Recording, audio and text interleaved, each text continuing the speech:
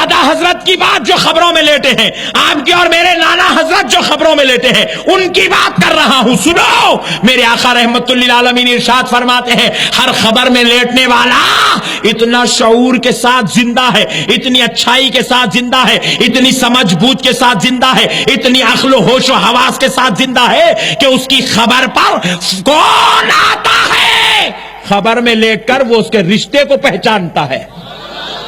میرا پوترا آیا، میرا بھتیجا آیا، میرا بھائی آیا، میرا بھانجا آیا، کون آیا، خبر میں لیٹنے والا پہچانتا ہے.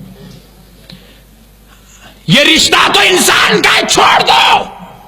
خدا کی قسم میں حدیث کی کتاب نہیں لایا ورنہ حدیثیں پڑھ کے سناتا.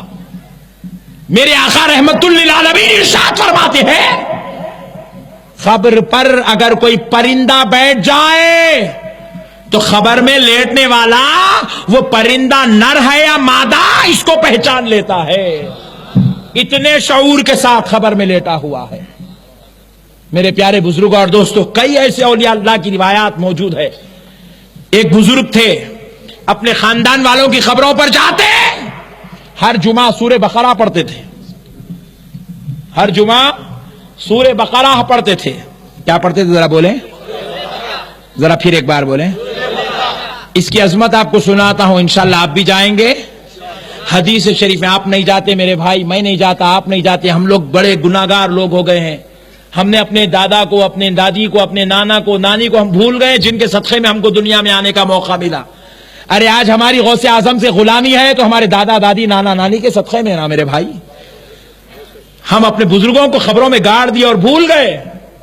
اللہ کے واسطے توبہ کریں، ان کے پاس جائیں. کیونکہ میرے آقا رحمت للعالمین ارشاد فرماتے ہیں خبر میں لیٹنے والا اپنے پاس آنے والوں کو اس تمنا اور اس آرزو کے ساتھ دیکھتا ہے جیسے جنموں کا پیاسا پانی پلانے والے کو دیکھتا ہے.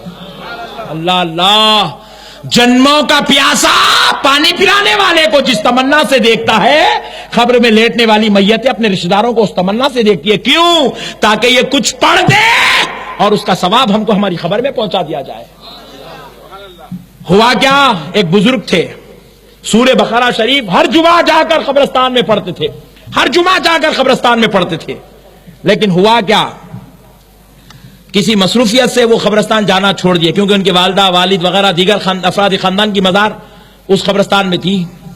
کسی مصروفیت سے وہ جمعہ نہ جا سکے. 2 جمعہ، 3 جمعہ، 4 جمعہ ہو گئے. دیکھتے کیا ہے کہ ایک دن ان کے خواب میں قبرستان کے سارے مردے ان کی والدہ اور والد کے ساتھ آئے ہوئے ہیں